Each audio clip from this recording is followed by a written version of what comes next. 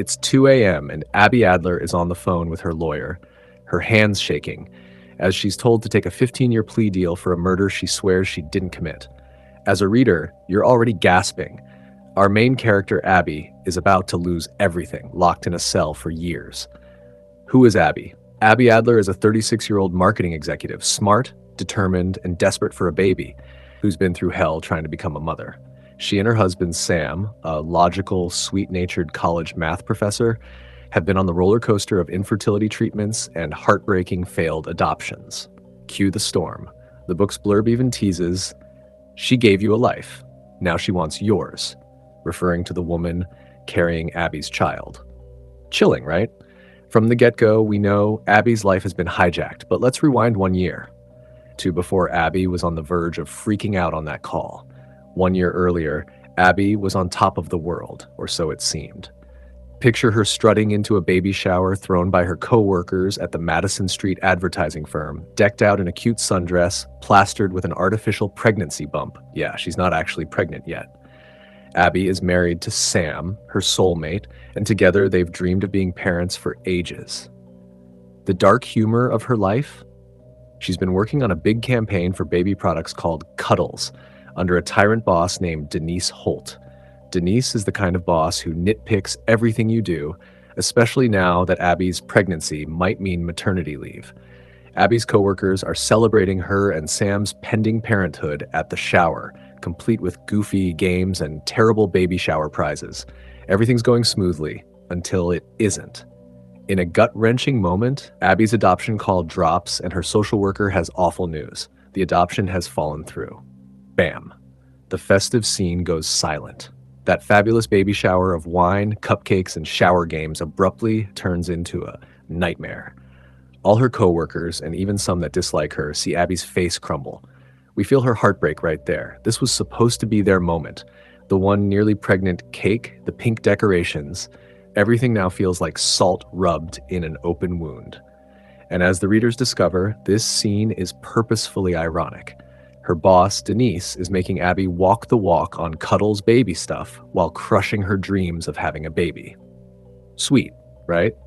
Just when you're ready to slap Denise for being cruel, and trust me, the story practically dares you to, Abby's personal assistant, Monica Johnson, pops in with what feels like a saving grace offer. Monica is this friendly 23-year-old with curly hair who's been Abby's sidekick at work.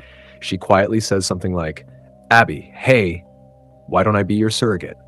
And my jaw drops with Abby. Surrogate? For Abby's baby? Monica actually wants to carry the baby to term for them. She promises she'll use her own eggs and Sam's sperm, and all she wants in return is Abby and Sam paying for her return to graduate school, because Monica is mopping floors part-time but has big dreams. Abby can barely believe it. Cue the big emotional hug at the shower. Sam, however, is skeptical. A math professor like him immediately starts worrying about complications, genetics, legal issues, all the dry, what-if stuff. You can almost hear his brain calculating bugs in the system. After all, how often does your young, college-bound assistant offer to become your surrogate mom? It screams Twilight Zone, but Monica is very convincing. After a dinner meeting over lasagna, where Monica somehow bonds with Sam over math jokes, proving she's smart and chill, Sam agrees to a trial, and that's when the weirdness truly begins. You can feel Abby getting excited, but also uneasy. Monica has a genuine warmth, but something about her is just a hair off. As Abby and Sam start the surrogacy process, alarms should go off on every page. First, Monica starts dropping tiny red flags. Little things that Abby remembers differently. Like once Abby mentions Tarantino movies, Monica, who supposedly loves Tarantino too, messes up which one is Sam's favorite. Pulp Fiction, Abby had said, and Monica acts surprised. Abby rolls her eyes. She doesn't really sound like herself, she thinks. Monica also insists on keeping total control of pregnancy tests and doctor visit times, scheduling all appointments herself right in the middle of Abby's work meetings. You can almost hear Abby screaming, "Why are you booking it during my big pitch meeting, Monica?" Another weird one. Monica affectionately starts calling Sam Sammy, which makes everyone in earshot uncomfortable. These are normally cute coupley nicknames, but Monica says it with this creepy, knowingly flirtatious tone. Everything Monica does is overly earnest and just off. Even the way she says, our baby when talking about the pregnancy is super possessive. Abby notices these moments and thinks, uh-oh, girl, WTF. But the plot is extra spicy. Abby's head is spinning with grief from her failed adoption, Sam's on board, and Monica is technically their friend and employee. Would either of them suspect this sweet person? Of course not, and that's exactly what makes it so tense to watch. Meanwhile, at work, things start going haywire in ways that make Abby think the whole universe is against her. Denise, her boss, is already jealous and snide about Abby ever planning a pregnancy. And now that Abby is going through a surrogacy with Monica, Denise's hostility ups a notch. Abby has an accidental email sent to Denise, a slip where Abby, frustrated, calls Denise a bitch in a group email that wasn't meant for everyone. Whoops. Office drama. And Denise is furious. But the real horror is behind the scenes. Monica has quietly started drugging Abby with something that makes Abby test positive for meth on a random drug test. Yes, she spikes Abby's water or food so that Abby's life unravels. Abby fails the drug screening and gets fired. Now Abby's standing on the street, fired and humiliated, ranting at the sky. Are you kidding me? It's so insane that as a reader, you want to scream, Abby, wake up and smell the meth. Because Monica is playing puppet master here. Sam actually finds some of the pills Monica had, just in case. Sorry, Sam, you snooze on this one. And for a moment, he believes Abby is using drugs. It's that well-made setup. He gets angry and scared, thinking the entire dream is collapsing, all while Monica is playing the grieving surrogate role to perfection, fake tears and all. Then comes the turning point. Denise begins to catch on. She's no fool.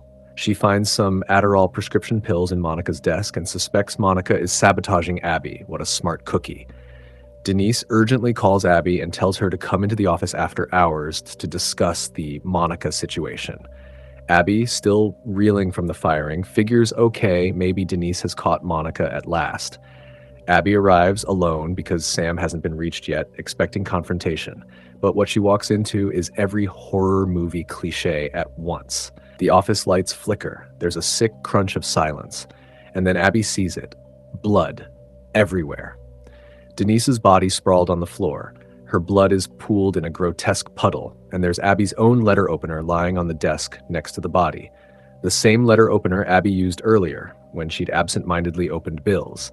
It looks like Abby stabbed Denise. You can almost hear Abby screaming inside her head, "No, this cannot be happening!" She collapses in shock, realizing the nightmare. The crime she's about to be accused of is already set up. The whole scene is book perfect for a scream. For us reading, it's panic time. Abby tips back in her chair, breathing heavy, covered in blood spatters, thinking, oh God, how did I end up in this exact scenario? And yep, as book reporter warned, Abby is about to go down for this crime. This is literally the prologue scene we started with on the phone. Now it's making sense. Abby does the only thing she can. She runs like hell. Before cops seal off the station, Abby calls Sam frantic. "Meet me at the place we got married," she blurts, voice shaking. Sam hears her panic and rushes home, adrenaline pumping. As the sun sets on a tiny Chicago city skyline, we find Sam outside Abby's apartment, banging on the door. Abby answers, hair wild and face pale. She grabs Sam, tears streaming, and screams, "We have to get out, please, she set me up." Sam throws a perplexed glance. How can Denise be dead? Last he checked, Abby was innocently working the baby campaign. He'd heard nothing of any murder.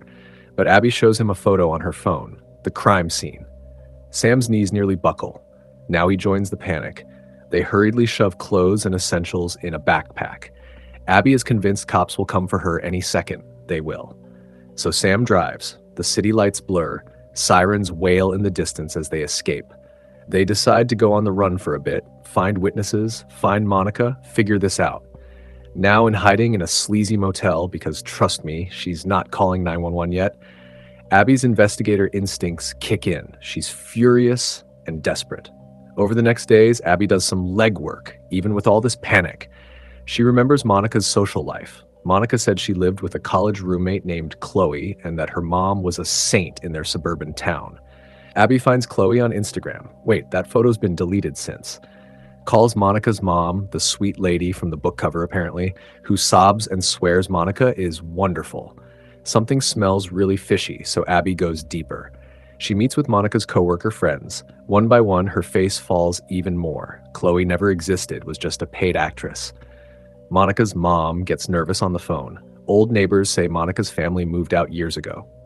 Abby hears rumors about Monica's past, that she sabotaged a former coworker, Monica was a receptionist before, and that coworker fell down some stairs under mysterious circumstances.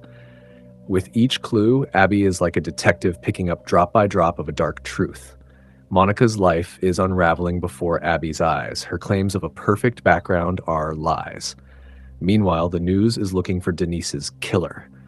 Abby can't trust police to believe her innocence, especially since they have her sewing machine to the scene, the letter opener. Her only salvation is to prove Monica did it. Just as Abby is about to scream into a pillow in this motel room, guess who turns up at her door? It's Monica's mother, finally real, turns out name's Ruth. Ruth looks worried as hell and says, "Abby, I think you should stay at my house. It's safe." Abby is sweaty, heart pounding. Why is Monica's mom bringing Abby into the lion's den? But all horror movies say you should trust someone like this. So Abby does, with obvious trepidation. One sip of tea later, Abby's vision swims. Ruth slipped something sedative in Abby's cup. Abby collapses on the floor, drugged. The last thing she hears as darkness claims her is footsteps. Monica's footsteps. Monica's in the hallway, looking different, eyes wide and wild. When Abby wakes up, she's handcuffed to a chair in a dingy basement room, groggy and horrified. Monica stands over her with an odd smile. Abby's heartbeat is nuclear fast. Everything is going off the rails again, and this time Monica is carrying the script. Monica, in her own calm, chilling voice, finally breaks the secret. "You should have known I couldn't let anyone else steal my dream," she says. Abby's mind is racing. Turns out Monica isn't just a random sweet face. She's the daughter of that older woman, and she's been obsessed with Abby and Sam all along. Monica's mother, the one Abby trusted, nods in the corner, stone-faced, exposing the truth. Monica plotted this whole thing to get Sam and the baby. The plan? Monica was going to stage Abby's suicide. Blood in the office with Abby's weapon, making it look like Abby drove Denise crazy and killed herself. Then Monica, as the devoted surrogate and widow of sorts, would live happily ever after with Sam and her biological baby. Abby screams, thinking, "That's insane! No!" Monica calmly shoots back, "You never deserved Sam's life. You just have money, not love."